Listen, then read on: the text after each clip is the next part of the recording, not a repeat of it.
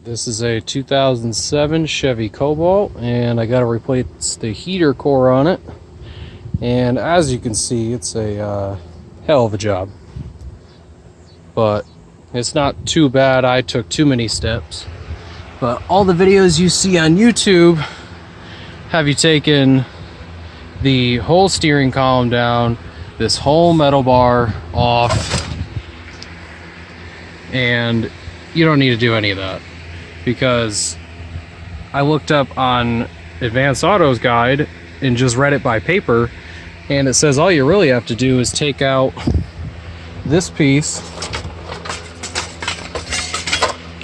which is the, I think, IPC or something like that, but that slips down into there, and that's where all the radio and everything bolts to.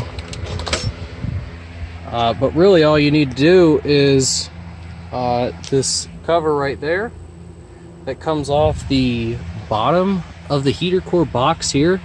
You don't even, I mean, you need to pull the dash, but you don't need to pull remotely that much stuff on the driver's side. Like, you can keep all the pedals there. This pedal is still there. I'm in the middle of putting the new heater core in, but it's right down here. But there's, I think, like 8 bolts that go up around here. There's some that go back there and there, and then the cover is quite difficult to pull off because of that rubber grommet right there is stuck in the firewall. But once you pull that off, it comes out with some force. Don't be afraid to yank, but just make sure you got all of your bolts undone. Also, there's a bolt on the back of the firewall behind the fuel line connector. That is the only bolt in the firewall you need to loosen. And I would have taken the video of the whole disassembly process, but it took me a good 3 hours. Taking your time.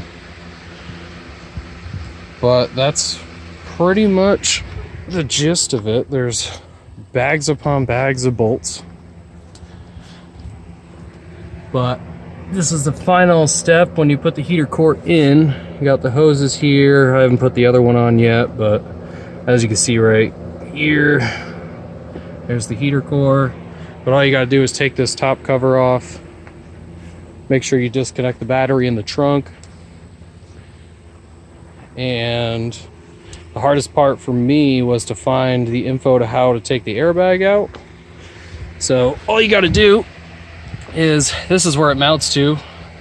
There is this cover that sits under there. You pop it down and out, and then undo these 2 bolts, but make sure you have the battery off, and unplug this connector, and then you can just take the whole airbag right out. But that's pretty much the gist of it. But you pretty much just got to take almost the whole entire dash apart, but you can leave the steering column, and that's probably most of what you can leave. But that's also about 8 bolts back there, and it also saves you a whole lot of time because you don't got to take this whole bar back, and you can pull about half the dash parts and just get right under there and take it in and out.